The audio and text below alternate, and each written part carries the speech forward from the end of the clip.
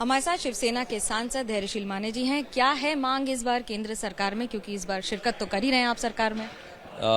शिवसेना वापस चुन के आई है और 7 सीट्स महाराष्ट्र से आई है। निश्चित रूप से मैं कहना चाहूंगा कि महाराष्ट्र की राजनीति में एक बहुत बड़ा बदलाव आया हुआ है और एकनाथ जी शिंदे साहब के नेतृत्व में विश्वास महाराष्ट्र ने जताया है।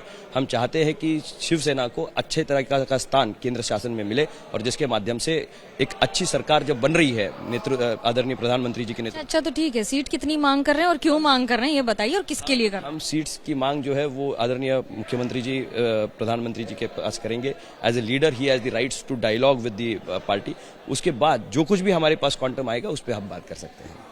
कोई किसी नेता का नाम जिसके लिए आपको सीट चाहिए? कैबिनेट मिनिस्टर्स कितने मांग रहे हैं? मिनिस्टर ऑफ स्टेट कितने मांग? आई फील कि जूनियर्स और सीनियर्स का मिलाप इसमें होना चाहिए और अगर 2 पोर्टफोलियोज मिलते हैं तो एक पोर्टफोलियो युवाओं को भी देना चाहिए।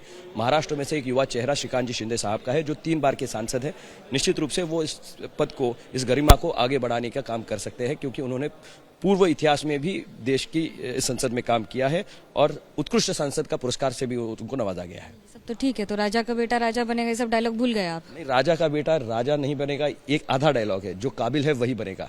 हम काबिलियत के हिसाब से उन पे मांग रहे हैं, not because he is CM son but he has been 3 times member of parliament. उसका हम ये कह रहे हैं कि एक अच्छे नेतागिरी में इतनी बड़ी बड़ी बातें कहते हैं कि हम परिवारवाद के खिलाफ हैं, ये सब हो गया चुनाव के साथ खत्म। ये तो ये परिवारवाद है ही नहीं। अगर कोई लड़का 3 बार चुन के आता है कॉन्स्टिट्यूएंसी में से, उसने परफॉर्म करा है, सिर्फ उनके पिताजी आज महाराष्ट्र के सीएम है इसलिए उनको नहीं देना मतलब उनकी काबिलियत को नकारना है।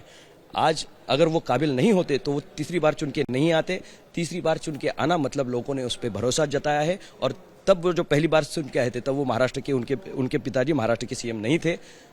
एक कॉन्स्टिट्यूएंसी में से 3 बार चुन के आने के बाद, उत्कृष्ट सांसद का पुरस्कार पाने के बाद, हर एक पार्टी में अच्छा डायलॉग होने के बाद अगर संधि मिलती है और सिर्फ उनके पिताजी सीएम है इसलिए उनको नकारना मतलब उनकी काबिलियत को नकारना है। अगर नहीं मिली 2 सीटें तो क्या फिर आप साथ में रहेंगे कि फिर भी सोचेंगे? फिर वो सम्मानीय मुख्य नेता जी का उनका ये है कि वो किसको आगे बढ़ाना चाहते हैं क्योंकि आखिर में उनको पार्टी चलानी है, पार्टी के नेतृत्व को आगे बढ़ाना है। निश्चित रूप से ये सारे अधिकार सम्मानीय मुख्यमंत्री जी के हैं।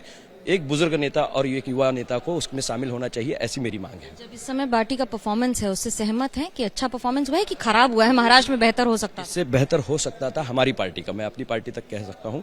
इसमें हम लोग 7 लोग चुन के आए हैं। कुछ सीटों के बारे में हमें सीटें ड्रॉप करनी पड़ी, कहीं सीटों में बदलाव आना पड़ा, कहीं टिकट का चयन करते वक्त बहुत टाइम निकल गया। तो निश्चित रूप से इसका प्रभाव हमारे क्षेत्रों में पड़ा है। हम इससे भी अच्छा परफॉर्म कर सकते थे। कुछ मुश्किलें आई लेकिन आने वाले विधानसभा चुनाव में हम ये सब पार करते हुए इससे भी अच्छा स्ट्राइक रेट हमारा रहेगा। स्ट्राइक रेट तो जनता ही बता देगी समय पर। कैमरा पर्सन सूरज पांडे के साथ मनोज्ञा लोईवाल, दिल्ली, एबीपी न्यूज।